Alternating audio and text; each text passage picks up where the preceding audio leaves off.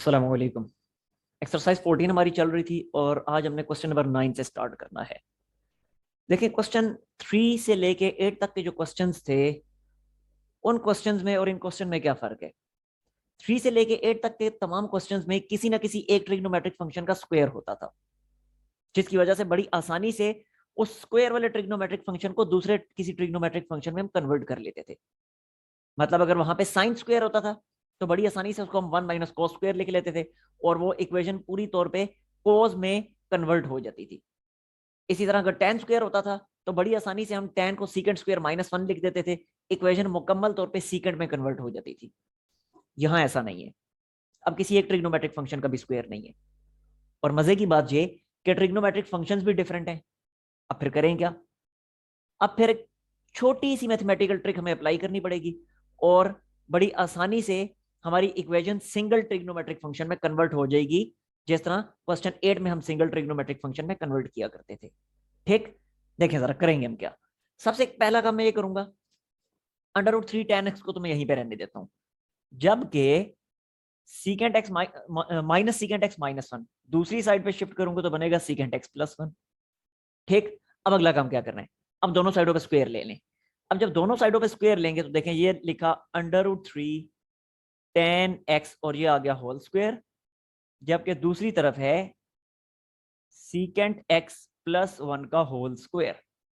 ठीक, अब जरा देखें, √3 का स्क्वायर तो सिंपली 3 रह जाएगा, tan का स्क्वायर tan स्क्वायर आ जाएगा, दूसरी साइड पे स्क्वायर एक्सपेंड करें a + b होल स्क्वायर के फार्मूला से तो बनेगा secant square x +2 secant x और +1। ठीक है, अच्छा अब जरा देखें, अब इस tan स्क्वायर को मैं लिख सकता हूं ना सीकेंट स्क्वायर -1, ये tan को मैंने लिख दिया सीकेंट स्क्वायर x -1। ठीक है, and this is equal to secant square x +2 secant x +1। अब देखें तो इक्वेशन पूरे तरीके से सीकेंट में कन्वर्ट हो चुकी है, लिहाजा अब हमारा काम आसान हो गया। तो ये मैंने लिखा जी 3 सीकेंट स्क्वायर x -3 और इन तमाम टर्म्स को इधर शिफ्ट करें तो बनेगा minus secant square x -2 secant x -1 and that is equal to 0। अब इसको क्वाड्रेटिक में कन्वर्ट करें तो देखें 3 सीकेंट स्क्वायर और माइनस सीकेंट स्क्वायर क्या बनेगा, ये बनेगा 2 सीकेंट स्क्वायर। ठीक है, फिर ऐसे ये आ जाएगा -2 सीकेंट x। ठीक, और फिर ये -3 और -1 मिलके बन जाएंगे -4, दैट इज इक्वल टू 0। पूरी इक्वेशन को 2 पे डिवाइड कर दें ताकि इक्वेशन सिंपल हो जाए, तो बना secant square x minus secant x -2 and that is equal to 0। ठीक है, अब अगर ये फैक्टराइज हो सकता है तो फैक्टराइज कर लें, और अगर फैक्टराइज नहीं हो सकता तो क्वाड्रेटिक फार्मूला अप्लाई कर दें जो कि आपके सामने ही लिखा हुआ है। ठीक है, तो देखते हैं फैक्टराइजेशन पॉसिबल है या नहीं है। तो आई थिंक सो कि फैक्टराइज हो जाएगा। ये लिखा जी secant square x -2 secant x plus secant x and -2 that is equal to 0। अब पहली दोनों टर्म्स में से सीकेंट कॉमन आ रहा है, अंदर बचेगा सीकेंट -2। ठीक, अगली दोनों टर्म्स में से +1 कॉमन आ रहा है तो अंदर बचेगा secant x -2 and equals to 0। Now what does it become, अब ये बनेगा मजीद ओके अब ये बनेगा secant -2 and secant +1, secant -2 into secant +1, secant +1 is equal to 0। दोनों को अलग अलग 0 पुट करें तो बना सीकेंट -2 इज इक्वल टू 0 और यहां से बन गया secant +1 equal to 0 is equal to 0। यहां से सीकेंट x की वैल्यू आ जाएगी हमारे पास 2 और यहां से सीकेंट x की वैल्यू आ जाएगी -1। अब सीकेंट को कॉस में कन्वर्ट कर लें क्योंकि टेबल हमारे पास साइन कोस टैन के लिए है, तो इसलिए इसको मैं कॉस में कन्वर्ट करता हूं तो बनेगा 1/cos इज इक्वल टू 2 और ये बनेगा 1/cos इज इक्वल टू -1। यहां से आ जाएगा cos इक्वल टू 1/2, जबकि यहां से आ जाएगा cos x इक्वल टू -1। ठीक हो गया, देखें अब वही पुराना काम शुरू हो गया जो क्वेश्चन 3 से लेके 8 तक के क्वेश्चन में आपने किया था, सेम वही कुछ करना है। मींस रेफरेंस एंगल दोनों केसेस में और फिर दोनों केसेस में क्वाड्रेंट डिसाइड करके अपने सॉल्यूशंस फाइंड कर लेने। Now it's up to you, आपने खुद करना है। ठीक है, रेफरेंस एंगल मैं यहाँ पे बता देता हूँ। इस केस में क्या आएगा, रेफरेंस एंगल, इस केस में रेफरेंस एंगल क्या है, कोस देखें 1/2 कहाँ पे वैल्यू दे रहा है, तो 60 डिग्री पे, यानी π/3 पे।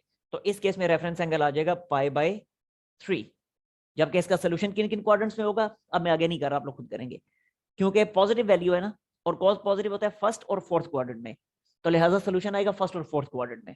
ठीक है, और यहाँ पे रेफरेंस एंगल देखें क्या बनेगा, रेफरेंस एंगल, इस केस में रेफरेंस एंगल बनता है cos 1 value, not -1। Reference angle के लिए नेगेटिव साइन को इग्नोर किया जाता है, कई दफा बता चुका हूं। तो cos 1 कहां पे देता है, तो cos 1 0 पे देता है, तो रेफरेंस एंगल हो गया 0। ठीक है, अब क्वाड्रेंट डिसाइड करने, तो क्योंकि वैल्यू नेगेटिव है, तो जब नेगेटिव वैल्यू है तो सोल्यूशन लाई करेगा सेकंड और थर्ड क्वाड्रेंट में, क्योंकि cos सेकंड और थर्ड में नेगेटिव वैल्यू देता है। ठीक है, तो इस केस में सोल्यूशन फर्स्ट और फोर्थ में, और इस केस में सोल्यूशन जो है वो सेकंड और थर्ड में। Now it's up to you, ये यहां से आगे आप लोगों ने खुद करना है, क्योंकि अब सेम मेथड है जो 3 से 8 तक के क्वेश्चन में आप लोग सीख चुके हैं। मैं बढ़ता हूं अगले क्वेश्चन की तरफ।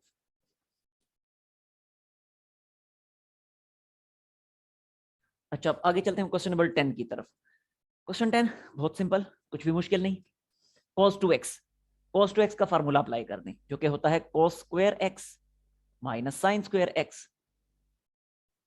एक्सरसाइज चैप्टर नंबर 10 में ये आप लोग सीख चुके हैं, cos square x minus sine square x। ठीक है, अब पूरी ट्रिग्नोमेट्री अब यहाँ पे इस चैप्टर में आके ना यूज होने लगी है, यानी जितने भी फार्मूलाज आपने पढ़े थे वो यहाँ के अब यूज हो रहे हैं। ठीक है, तो अब इतने सारे जो फार्मूलाज पहले एक्सरसाइज के साथ साथ मैं आपको यहाँ पे बोर्ड पे लिख के दिखाता रहूँ, अब यहाँ पे अगर वो फार्मूलाज में लिखना शुरू कर दूं तो फिर पूरे बोर्ड पे फार्मूलाज ही होंगे और कुछ भी नहीं होने वाला। ठीक है, तो फार्मूलाज आपको जुबानी याद हो जाने चाहिए, तो मैं डायरेक्टली फार्मूलाज यूज कर रहा हूँ। तो cos 2x का फार्मूला आपके सामने लिख दिया, cos square minus sine square. दूसरी तरफ पे sin 3x, ये किसके इक्वल होता है, ये इक्वल होता है 3 sin x minus 4 sin cube x। ठीक, अब एक साइड पे इकट्ठी कर लें तमाम वैल्यूज, लेकिन उससे पहले एक और काम करें। देखें ये भी साइन है, ये भी साइन है, ये भी साइन है, लेकिन ये कोस है, तो इस कोस को भी साइन में कन्वर्ट कर दें। तो लिहाजा इस कोस स्क्वायर की जगह मैंने लिख दिया 1 माइनस साइन स्क्वायर, जबकि ये वाला minus sine square as it is. ठीक है जी, is equal to 3 sine x minus 4 sine cube x. अब आपका दिल चाहता है तो इन सबको उठा के उधर ले आए, दिल चाहता है तो उन सबको उठा के इधर ले आए। मैं ऐसे करता हूं कि पूरी राइट हैंड साइड की तमाम टर्म्स को उठा के इधर शिफ्ट कर देता हूं। तो शिफ्ट करूंगा तो ये इधर आके हो जाएगा 4 साइन क्यूब एक्स, वहां पे नेगेटिव था, यहाँ आके ये पॉजिटिव हो गया, तो ये मैंने लिख दिया 4 साइन क्यूब एक्स। ठीक है, अच्छा तरतीब के मुताबिक लिख रहा हूँ, फिर ये दोनों मिलके बनेंगे -2 साइन स्क्वायर एक्स, क्योंकि ये अपनी जगह पे मौजूद है, इनका साइन नहीं चेंज होगा। ठीक है, फिर ये 3 साइन एक्स इधर शिफ्ट होगा तो इसका साइन चेंज होगा, तो -3 साइन एक्स, और फिर ये 1 अपनी जगह पे मौजूद है तो इसका भी साइन नहीं बदलेगा, and that is equal to 0। अब अगर इस इक्वेशन को आप देखें तो अब ये इक्वेशन क्वाड्रेटिक इक्वेशन नहीं है ना, तो अब इसको आप फैक्टराइज कर सकते हैं ना क्वाड्रेटिक फार्मूला अप्लाई कर सकते हैं, क्योंकि फैक्टराइजेशन क्वाड्रेटिक फार्मूला ये दोनों होते हैं क्वाड्रेटिक इक्वेशन के लिए, यानी ऐसी इक्वेशन जिसमें वेरिएबल की हाईएस्ट पावर 2 होती है। अब ये क्वाड्रेटिक नहीं है, क्योंकि अब हाईएस्ट पावर 2 नहीं बल्कि 3 है, so this is cubical equation. तो क्यूबिकल इक्वेशन जब भी आपको फेस करनी पड़ जाए तो आपने करना क्या है, उस क्यूबिकल इक्वेशन को क्वाड्रेटिक इक्वेशन में कन्वर्ट करना है। और क्यूबिकल इक्वेशन को क्वाड्रेटिक इक्वेशन में कन्वर्ट करने का मेथड आप लोग 10th क्लास की मैथ के एक्सरसाइज 2.6 में सीख चुके हैं, सिंथेटिक डिवीजन मेथड, अगर कुछ याद हो तो 2.6 में आपने सिंथेटिक डिवीजन सीखी थी 10th क्लास की मैथ की, तो वो सिंथेटिक डिवीजन ही यहाँ पे मैं अप्लाई करने वाला हूँ। फर्क सिर्फ क्या है, वहां पे जब आपने क्यूबिकल इक्वेशन देखी थी तो वो एक्स की फॉर्म में थी या वाई की फॉर्म में थी, ये साइन की फॉर्म में है, साइन एक्स की फॉर्म में। ठीक है, तो अगर इसी को मैं एक्स की फॉर्म में लिखना चाहूँ तो इक्वेशन इस तरह से बनेगी, देखिएगा यहाँ पे मैं साइड पे लिखता हूँ, ये इक्वेशन कुछ इस तरह से बन जाएगी, फिर 4x cube minus 2x square minus 3x plus 1 is equal to 0। ठीक है, तो साइन एक्स को मैंने एक्स से रिप्लेस किया, तो अब ये क्यूबिकल इक्वेशन वैसी बन चुकी है जैसी आप लोगों ने 10th क्लास की मैथ में देखी थी। अब इसको जब आपने कन्वर्ट किया था क्वाड्रेटिक में तो आपने कुछ याद है क्या किया था, आपने ये किया था कि x की वैल्यूज के गेस लगाने शुरू किए थे, तुक्के लगाने शुरू किए थे, तुक्का तो नहीं खैर उसको कहेंगे, आपने चेक करना शुरू किया था कि एक्स की किस वैल्यू के लिए, एक्स की किस वैल्यू के लिए ये पूरी लेफ्ट हैंड साइड जीरो हो जाती है। तो एक्स की किस वैल्यू के लिए पूरी लेफ्ट हैंड साइड जीरो होगी? देखें, अगर मैं एक्स की जगह पे वन पुट करके देखता हूं, एक्स की जगह अगर मैं एक्स की जगह वन पुट करता हूं तो ये क्या होगा? ये होगा 4 × 1³ -2 × 1² -3 × 1 + 1 लेफ्ट हैंड साइड के लिए। ठीक है, अब जरा देखते हैं बनेगा क्या। 4 -2 -3 + 1, ओ ये तो जीरो बन गया। इसका मतलब है x = 1 जो है ये हमें एक रूट मिला। समझ आइए, ये अब सिंथेटिक डिवीजन में आपको सिखा रहा हूं, एक दफा फिर से रिकॉल करवा रहा हूं। तो x = 1 जो है ये एक रूट मिला, ये एक रूट मिला x = 1। अब इसके बाद जो नई इक्वेशन बनेगी वो क्या बनेगी? वो सिंथेटिक डिवीजन आप अप्लाई करेंगे उसके लिए। अब सिंथेटिक डिवीजन का ये साइन था, अगर कुछ याद हो तो, और यहां पे हम लिखेंगे क्या? 4 -2 -3 एंड 1, 4 -2 -3 1। जबकि बाहर क्या लिखेंगे? बाहर वो लिखेंगे जो रूट आपको मिला, यानी 1। अब ये 4 को एज इट इज नीचे शिफ्ट करेंगे। ठीक है, तो अब 1 4 ज़र 4, फिर इन्हें ऐड किया 2, 1 2 ज़र 2, ऐड किया -1, 1 -1 ज़र -1, ऐड किया 0। तो अब ये जो नई इक्वेशन मिली, यानी 4 2 और -1, इनको यूज करके जो इक्वेशन बनेगी वो आपकी नई क्वाड्रेटिक इक्वेशन होगी। So this is new quadratic equation. आई समझ? याद आ गया? अब यही चीज मैं यहाँ पे साइन के लिए अप्लाई कर रहा हूँ। वहां पे वेरिएबल एक्स था तो मैंने एक्स की जगह 1 पुट किया। अब यहाँ वेरिएबल एक्स नहीं है बल्कि साइन एक्स है, तो मैं यहाँ पे साइन एक्स को 1 पुट करूंगा। ठीक है, क्योंकि अगर साइन एक्स को 1 पुट करने से 0 ना बनता, या छोड़े साइन एक्स को, अगर एक्स को 1 पुट करने से 0 ना बनता तो एक्स इक्वल टू 1 रूट ना होता, फिर एक्स इक्वल टू -1 के लिए चेक करते। -1 पे अगर 0 बन जाता तो -1 रूट हो जाता, अगर वो भी ना होता फिर 2 के लिए चेक करते, -2 के लिए चेक करते। तो जिस वैल्यू पे हमें 0 मिल जाता वही वैल्यू हमारा रूट बन जाती। ठीक है, अच्छा खासा मैं आपको एक दफा फिर से रिकॉल करवा गया हूं, उम्मीद है समझ आ गई होगी। तो देखें, अब यहाँ पे साइन एक्स = 1 जो है ये एक रूट हमें मिल गया। क्यों? वो आपके सामने पूरा मैं करके दिखा चुका हूं कि साइन एक्स की जगह अगर मैं 1 पुट करता हूं तो ये इक्वेशन 0 बन जाएगी। So sine x = 1 is root. ठीक है, और फिर सिंथेटिक डिवीजन अप्लाई करेंगे। सिंथेटिक डिवीजन, सिंथेटिक डिवीजन, तो सिंथेटिक डिवीजन के लिए 4, यानी ये 4 -2 -3 1, 4 -2 -3 और 1, और बाहर क्या लिखेंगे? साइन एक्स की जो वैल्यू 1 है ये लिखेंगे। अगेन वही 4 एज इट इज, 1 4 ज़र 4, फिर बनेगा 2 1 2 ज़र 2, ऐड करेंगे तो -1 1 -1 ज़र -1, ऐड करेंगे तो 0। तो क्वाड्रेटिक इक्वेशन जो हमें मिलेगी वो ये मिलेगी, क्वाड्रेटिक इक्वेशन वो ये मिलेगी 4 sine square x, 4 sine square x, क्योंकि ऊपर वाली इक्वेशन साइन एक्स में थी, ये ना हो कि इसकी जगह आप एक्स लिखते रहे, साइन स्क्वायर एक्स आएगा। 4 sine square x plus 2 sine x -1 and that is equal to 0। ठीक है, अब देखें ये क्वाड्रेटिक बन चुकी है। बस अब इसको फैक्टराइज कर लें अगर होती है, और अगर फैक्टराइज नहीं होती तो क्वाड्रेटिक फार्मूला अप्लाई कर लें। ठीक है, अब ये साइड में यहां से साफ कर रहा हूं। देखें जी, अब देखते हैं फैक्टराइज हो रहे, तो फैक्टराइज तो नहीं होगा तो क्वाड्रेटिक फार्मूला अप्लाई करना पड़ेगा। और क्वाड्रेटिक फार्मूला के लिए आपको पता है ये होगा a, ये होगा b, और ये जो है ये -1 जो है ये होगा c। ठीक है, तो क्वाड्रेटिक फार्मूला आपके सामने लिखा हुआ है, जस्ट इसमें वैल्यूज पुट कर रहा हूं मैं। तो x = माइनस फार्मूले वाला और फिर b की वैल्यू यानी 2, आगे प्लस माइनस √b² मीन्स के 2 का स्क्वायर, और -4a। What is the value of a? a 4 है और c -1 है, तो ये लिखा 4 × -1 डिवाइडेड बाई 2 × a की वैल्यू 4। ठीक है, नाउ x, सॉरी मैं फिर वही मिस्टेक कर गया हूं, नॉट x, इक्वेशन जो है वो साइन x में है, तो यहां से साइन x की वैल्यू हमें मिल रही है। इस चीज का ध्यान रखना है आपने। So sine x is equal to -2 plus minus inside the square root 4 + 16 divided by 8 and sine x is equal to -2 plus minus, ये 20 बनेगा, ठीक है। और 20 को आपको पता लिखा जा सकता है ना 4 × 5, सो मैंने 20 को 4 × 5 लिख दिया। अगले स्टेप है वरना sine x is equal to -2 plus minus 4 जो है वो परफेक्ट स्क्वायर है, बाहर आके 2 बनेगा, 5 अंदर ही रहेगा, डिवाइडेड बाई 8। अब यहां से 2 कॉमन लें, यहां से जब मैं 2 कॉमन लूंगा और नीचे 8 से कटिंग करूंगा तो बाकी ऊपर बचेगा -1 प्लस माइनस √5 डिवाइडेड बाई 4। आगे समझ बात की। और यहां से फिर साइन एक्स की 2 वैल्यूज आई, साइन एक्स की एक वैल्यू आई -1 माइनस √5 डिवाइडेड बाई 4, और दूसरी वैल्यू आएगी sine x is equal to -1 plus √5/4, ठीक है। अच्छा, अब साइन एक्स की 2 वैल्यूज आ गई।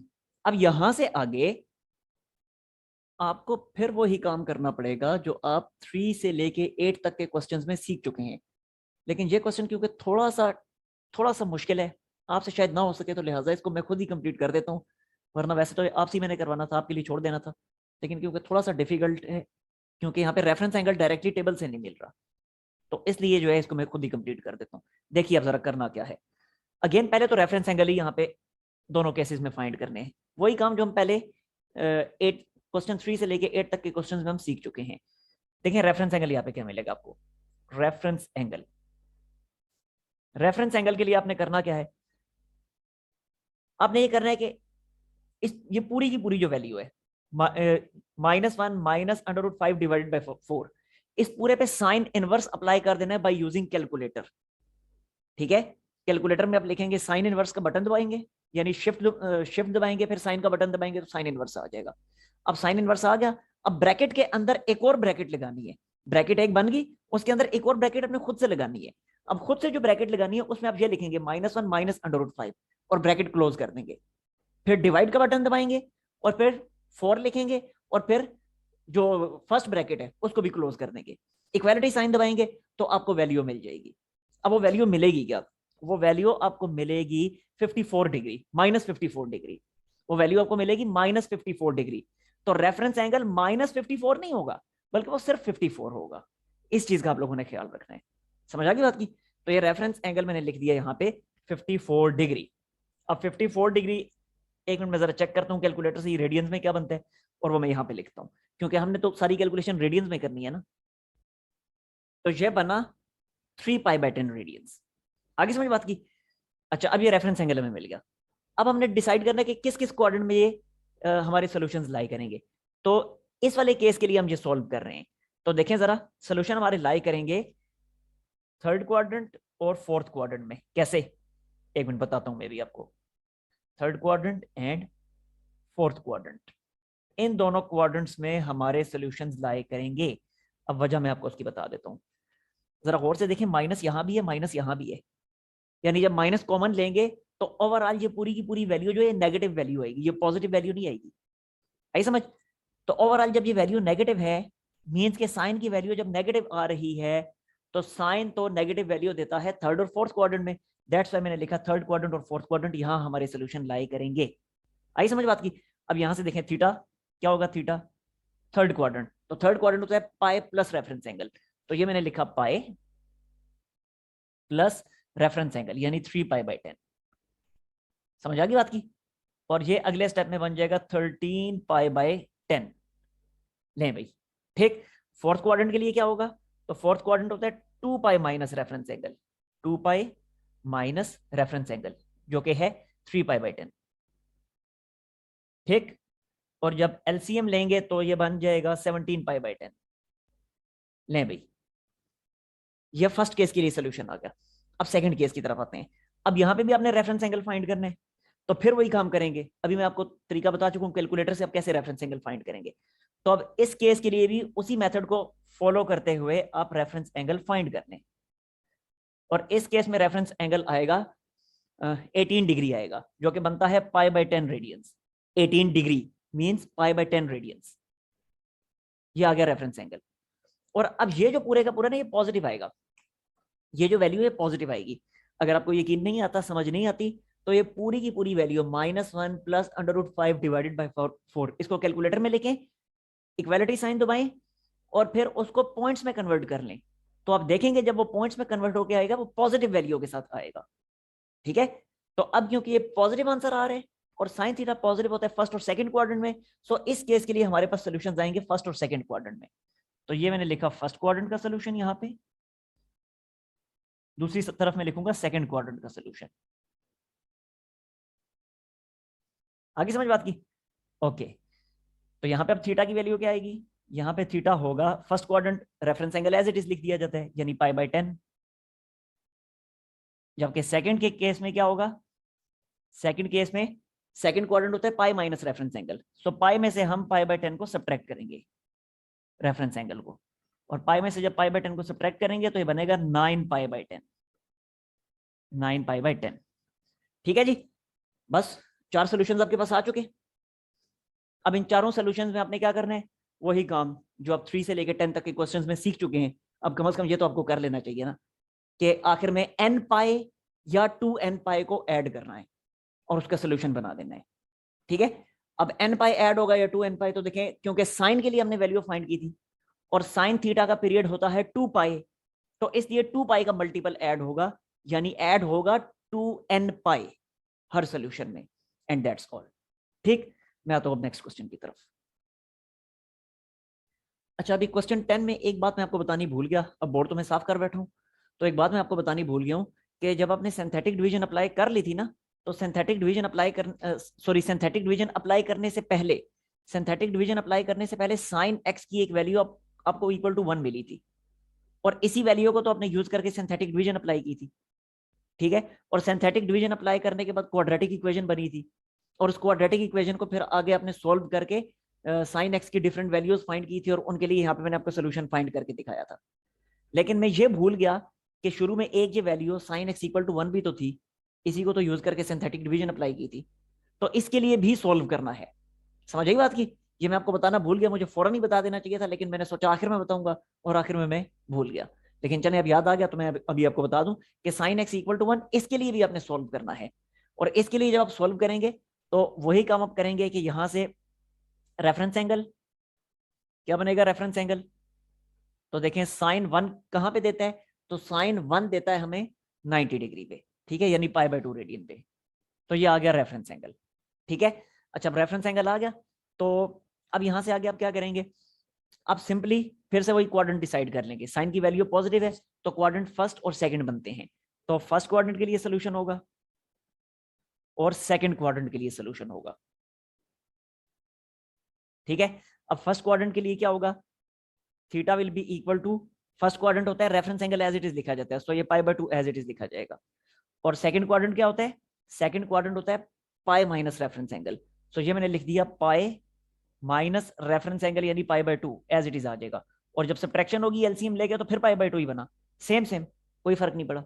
ठीक है, तो अब जब सोल्यूशन सेट लिखेंगे तो वो जो जहां पे मैंने एंड किया था यहाँ पे लाके सिंथेटिक डिवीजन अप्लाई करने के बाद, क्वाड्रेटिक इक्वेशन को सोल्व करने के बाद, उन वो मैं वहीं पे बता चुका था आपको कि उनमें भी आपने 2n π ऐड करना है और इनमें भी 2n π ऐड करना है। ठीक है, इनमें भी आप 2n π ऐड करोगे, ये और इसी तरह ये। ठीक है जी, और फिर इन वैल्यूज को भी कंबाइन करके ये एक ही वैल्यू है, इसको 2 दफा लिखने की जरूरत नहीं होगी। फिर इस वैल्यू को भी और वो जो वहां पे 3-4 वैल्यूज जो आई थी उन्हें भी कंबाइन करके सोल्यूशन सेट में लिख दोगे, यानी वही पुराना काम जो आप 3 से लेके 8 तक के क्वेश्चन में सीख चुके हैं। ठीक है जी, तो ये बात मैं आपको बतानी भूल गया था, सो अब यहाँ पे ये भी कवर होगी। अब चलते हैं नेक्स्ट क्वेश्चन की तरफ। अच्छा, नेक्स्ट हम चलते हैं जी क्वेश्चन नंबर 11 की तरफ। बहुत आसान क्वेश्चन है ये भी, कुछ भी मुश्किल नहीं है। इसको लिखें 1/cos 3 थीटा और इसको लिख दें 1/cos थीटा। अगले स्टेप में करें क्रॉस मल्टीप्लाई, तो बनेगा cos थीटा और ये बनेगा cos ऑफ 3 थीटा। ठीक है, और मजीद इसको लिखा जा सकता है 0 is equal to cos 3 theta minus cos theta, या फिर इसको ऐसे भी लिखा जा सकता है cos 3 theta minus cos theta and this is equal to 0। अब यहाँ पे 2 मेथड है इसको करने के। एक मेथड तो ये है कि आप cos 3 थीटा की जगह इसका फार्मूला अप्लाई करें, कर दिया अप्लाई, उसके बाद ये इक्वेशन क्यूबिकल इक्वेशन में कन्वर्ट हो जाएगी, बिल्कुल वैसे ही जैसी इससे पहले वाले क्वेश्चन यानी क्वेश्चन नंबर 10 में हुई थी। फिर क्वेश्चन नंबर 10 में हमने क्या किया था, क्यूबिकल इक्वेशन को एक रूट गेस किया था और फिर उसे यूज करके सिंथेटिक डिवीजन अप्लाई की थी, और फिर सिंथेटिक डिवीजन अप्लाई जब कर दी तो हमें क्वाड्रेटिक इक्वेशन मिली थी और उस क्वाड्रेटिक इक्वेशन को हमने सोल्व कर लिया था। ठीक है, तो एक मेथड तो यही है इसको भी सोल्व करने का। दूसरा मेथड जो अब मैं यूज करने वाला हूं वो बहुत ज्यादा सिंपल मेथड है। ठीक, अब जरा देखिएगा वो मेथड है क्या। अगर आप इसको कंपेयर करें इसके साथ, ये वो फार्मूला है जो आप 10.4 में सीख चुके हैं। 10.4 में इकट्ठे 8 फार्मूला सीखे थे, ये उनमें से एक है। तो कंपेयर करें, क्या ये सेम फॉर्म्स नहीं बन गई? सेम फॉर्म्स हैं, तो लिहाजा वो फार्मूला मैं अप्लाई कर रहा हूं। ये मैंने लिखा 2 sine sine, 2 sine sine, this is equal to 0। पहली ब्रैकेट में आएगा सम ऑफ एंगल्स बाय 2, दूसरी ब्रैकेट में आएगा डिफरेंस ऑफ एंगल्स बाय 2, फिर यह बनेगा 2 sine 2 theta into sine theta is equal to 0। -2 को वहां ले जाके 0 से डिवाइड करके खत्म करें, और साइन 2 थीटा को अलग से 0 और साइन थीटा को अलग से 0 पुट करें। अब जरा देखें, अब यहां पे फिर वही बात कि किसी रेफरेंस एंगल की जरूरत नहीं है, जैसा इससे पहले भी क्वेश्चन में हो चुका है कि जब साइन थीटा 0 के इक्वल आ जाए तो किसी रेफरेंस एंगल की जरूरत नहीं पड़ती, डायरेक्टली हो जाता है। अब वो है क्या तरीका? वो ये है कि देखें साइन 0 वैल्यू कहां देता है, साइन 0 वैल्यू देता है 0 पे, साइन 0 वैल्यू देता है पाई पे, साइन 0 वैल्यू देता है 2 पाई पे, 3 पाई, 4 पाई, 5 पाई, 6 पाई, 7 पाई, 8 पाई, सो ऑन। यानी पाई के तमाम मल्टीपल्स पे साइन 0 वैल्यू देनी शुरू कर देता है। तो इसलिए हम कह सकते हैं कि ये जो एंगल 2 थीटा है ये एंगल इक्वल होगा n पाई के। ठीक है, क्योंकि पाई के तमाम मल्टीपल्स पे 0 वैल्यू मिल रही है ना, तो इसलिए मैंने 2 थीटा को कह दिया कि that will be equal to n pi. ठीक हो गया। और अगले स्टेप में इसको लिखा जा सकता है कि theta is equal to n pi by 2, क्योंकि 2 इधर आके डिवाइड हो गया। ठीक, यहां भी वही काम होगा, साइन थीटा 0 है तो पाई के तमाम मल्टीपल्स पे साइन 0 वैल्यू देते हैं, तो इसलिए ये जो एंगल थीटा है that will be equal to n pi. वहां पे एंगल 2 थीटा था तो 2 थीटा को n पाई पुट किया, यहां सिर्फ थीटा है तो थीटा को n पाई पुट कर दिया। ठीक है, और आखिर में आपने सोल्यूशन सेट लिखना है इन दोनों को कंबाइन करके, तो ये आ गया जी solution set. Solution set n pi by 2 union